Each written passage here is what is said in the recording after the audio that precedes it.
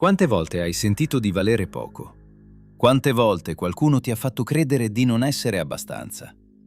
Viviamo in un mondo rapido, rumoroso, giudicante. Un mondo che ti etichetta, ti misura, ti pesa e poi decide quanto vali. Ma c'è una verità che nessuno ti dice. Una verità semplice, profonda, impossibile da negoziare.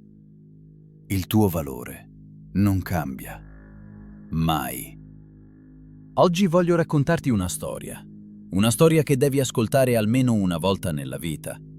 Una storia che ti mostrerà perché nessuno può decidere il tuo valore.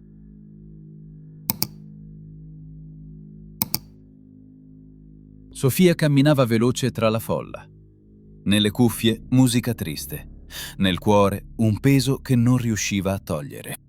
Era un'artista talentuosa, colori vividi, immaginazione infinita.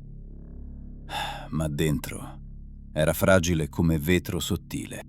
Bastava un commento negativo per farla crollare. Bastava uno sguardo sbagliato per spegnerla. Bastava una mostra andata male per convincerla di non essere nessuno. Ogni critica la piegava, ogni rifiuto la stropicciava, ogni parola tagliente la sporcava dentro. E quel giorno, mentre entrava in una grande sala conferenze, si sentiva proprio così. Un foglio accartocciato, calpestato da una scarpa. Sedette in fondo, sperando di passare inosservata. Sul palco salì il dottor Riva. Un uomo dai modi calmi, lo sguardo profondo, la voce che sembrava già sapere tutto di te. Non iniziò con una teoria, non con una slide, non con un concetto complicato. Iniziò con un gesto. Il dottor Riva infilò una mano nella giacca, ne estrasse una banconota da 50 euro, nuova, stesa, perfetta. «Chi la vuole?» chiese. Tutte le mani si alzarono, quella di Sofia compresa. Lui sorrise. Poi la stropicciò. Il rumore della carta che si accartocciava riempì la sala come un colpo secco. Stringeva forte. Ancora, ancora. Poi la gettò a terra e la calpestò. Le persone trattennero il fiato. Sofia lo guardava con gli occhi spalancati. Lui raccolse quella palla sporca e rugosa, la sollevò. E adesso? Una pausa. Siate sinceri, chi la vuole ancora? Le mani, tutte, ancora più decise di prima. Il dottor Riva annuì lentamente. Interessante. Si voltò verso il pubblico, occhi negli occhi, una sola frase, sussurrata ma potente. Il valore non cambia.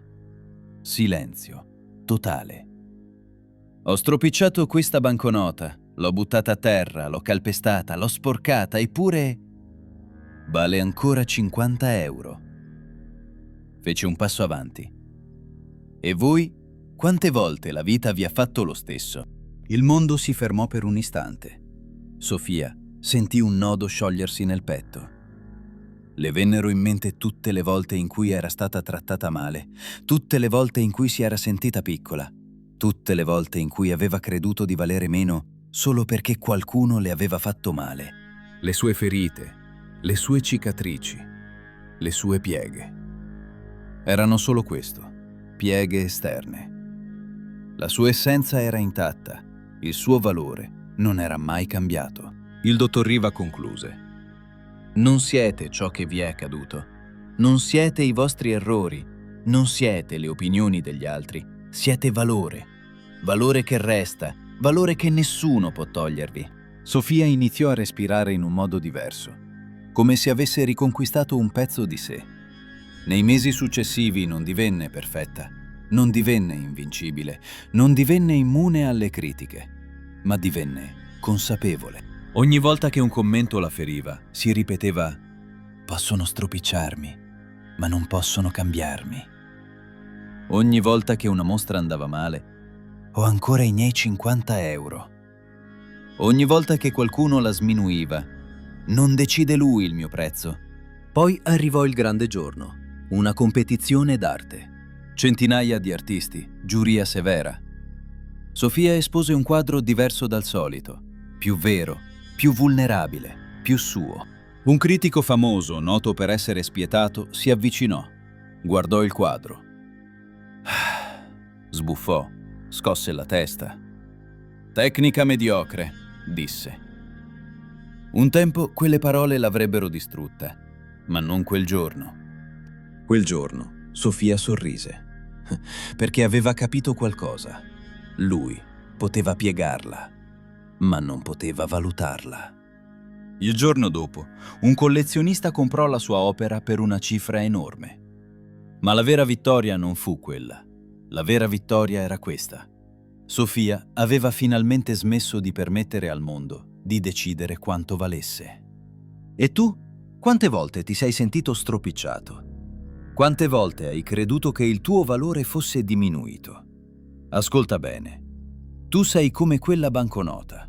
Puoi essere calpestato, ignorato, sporcato, ferito, pieno di cicatrici.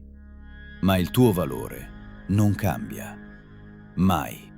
La prossima volta che qualcuno prova a sminuirti, pensa alla banconota. Pensa alle sue pieghe. Pensa alla sua forza.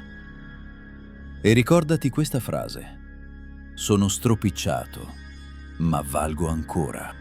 Se questa storia ti ha parlato, lascia un mi piace, scrivi nei commenti inalterabile e unisciti a Strength Quest. Il mondo proverà sempre a piegarti, ma qui imparerai finalmente a non spezzarti. Alla prossima storia, al prossimo passo verso la tua vera forza.